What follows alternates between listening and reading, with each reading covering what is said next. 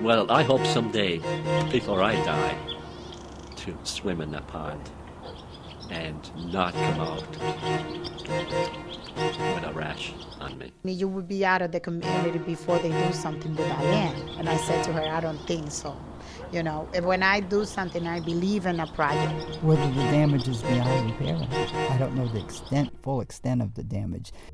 Did you know that the largest natural pond in Providence is nearby and off Reservoir Avenue?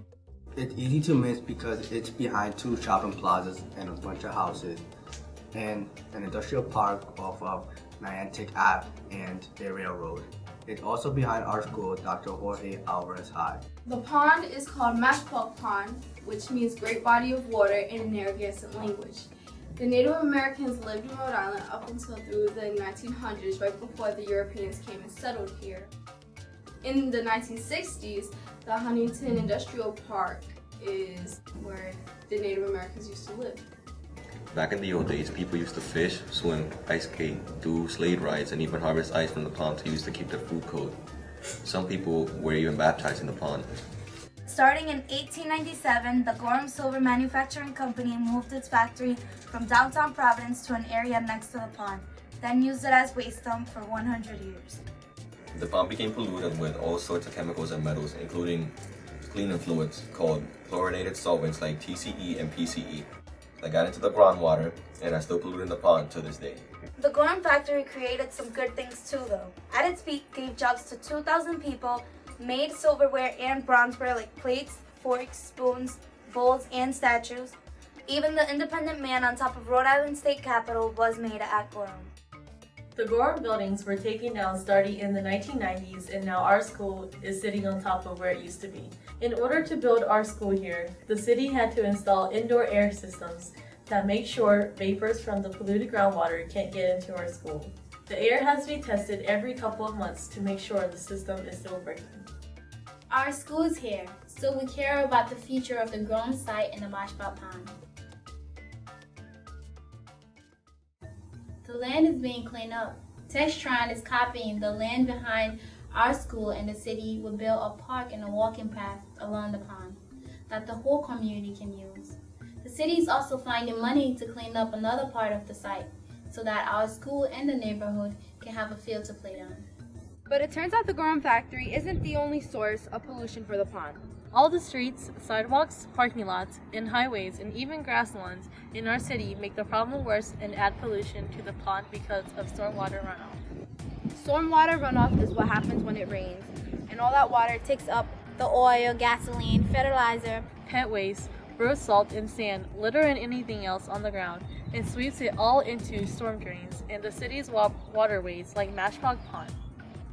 Mashapaug is connected to the Roger Williams Park ponds through an underground brook, so the pollution that impacts our pond impacts those ponds too, and eventually travels to Narragansett Bay, causing problems for the quality of the water at our beaches and for the ocean's ecosystem. What can we do about it?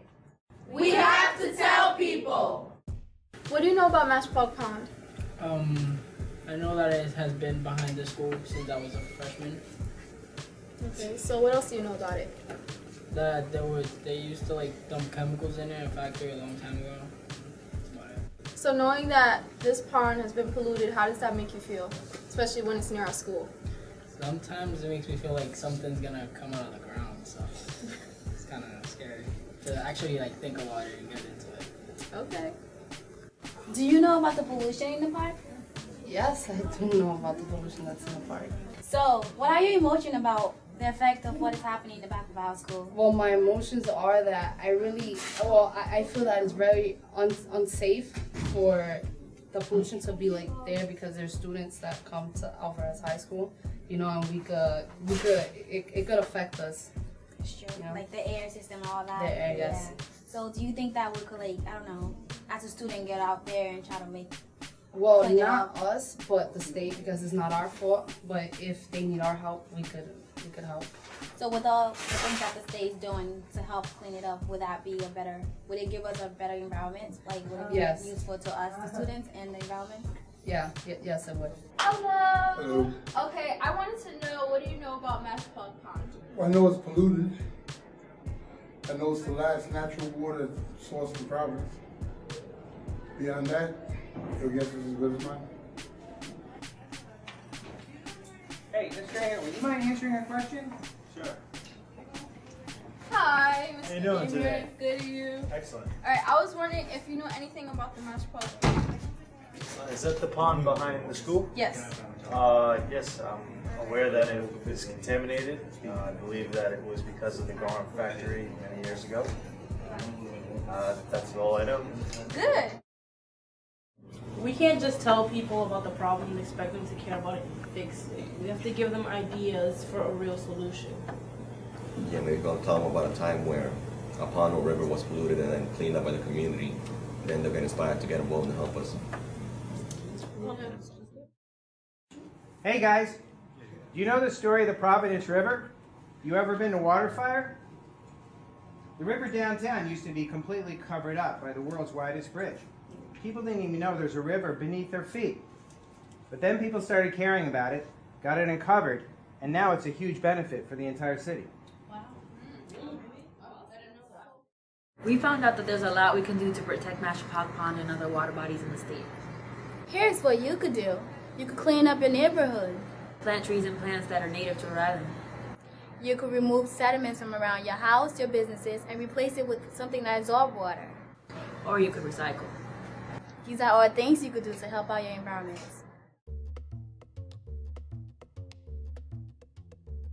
My name is Laura Maxwell, and the reason that I wanted to have my asphalt torn up and replaced with geoblock is that I live on Mashapaug Pond and I love the pond. It's beautiful to look at. I would love to be able to have this pond clean enough for kids to swim in.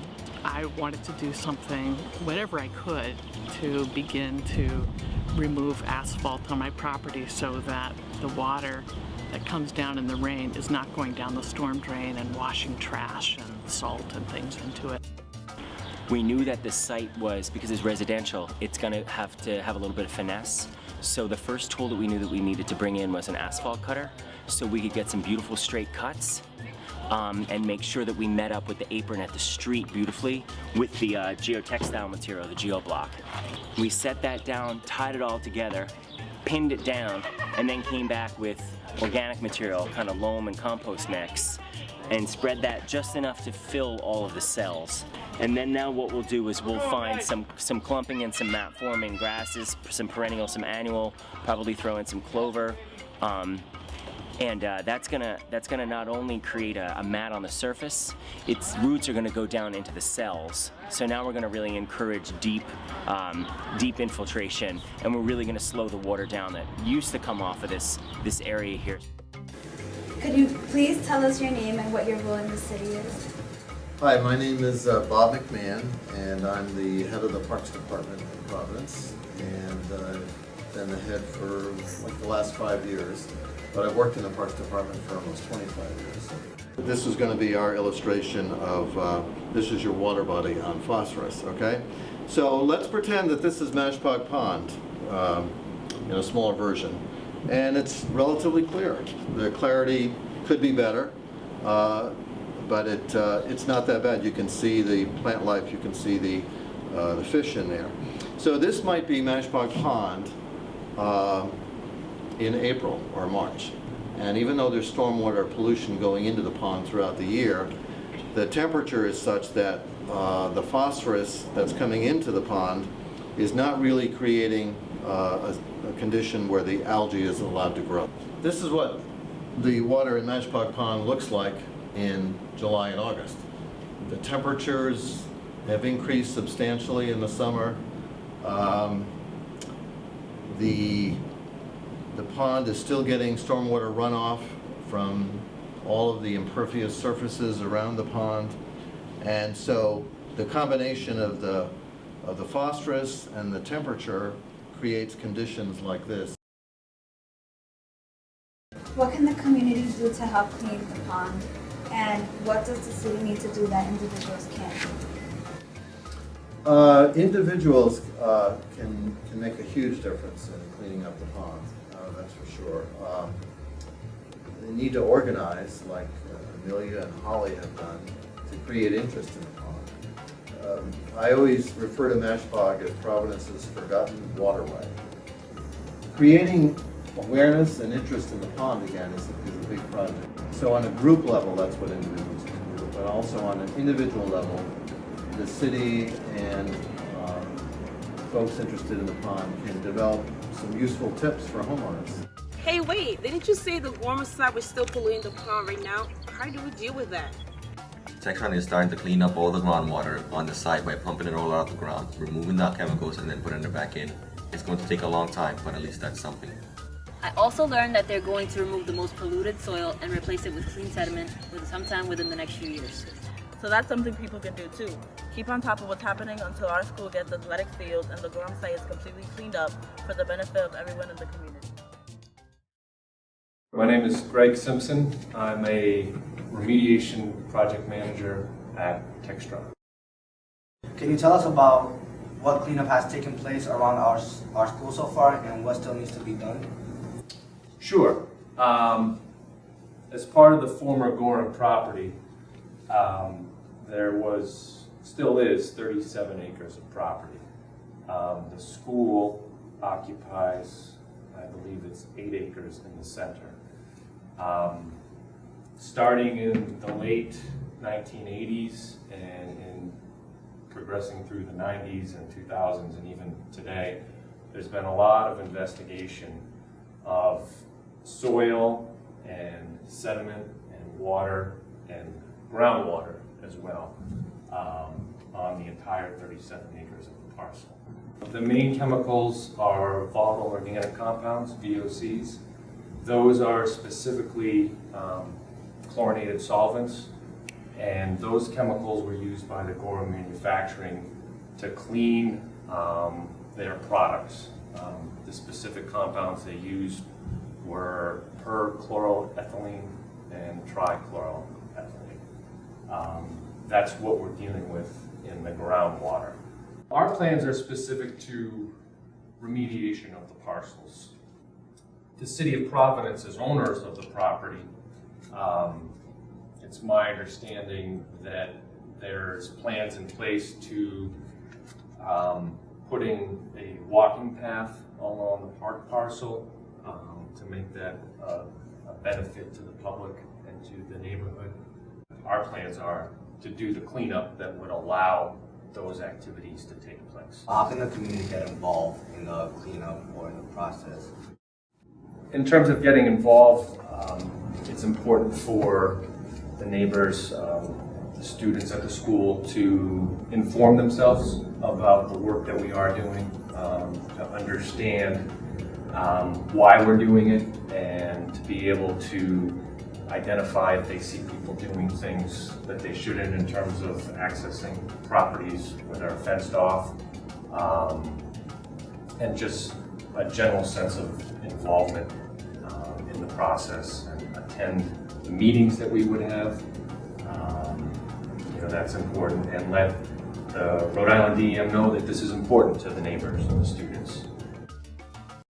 We are the class of 2013 at Alvarez High School. We did this video to leave a legacy for future students so they know how important their voices are in helping our school, remembering the past, and making the future better. Oh my God! Let me tell you a little story about the Gorham factory. Was built in 1831, but was moved in 1890. Son, located on Adelaide Ave, where everyone was happy and glad. But then everything went wrong and changed once all the chemicals went down the drain, closed up, shut down, contaminated the ground. Now the fishes rose up and Gorham ruined our town. Woo!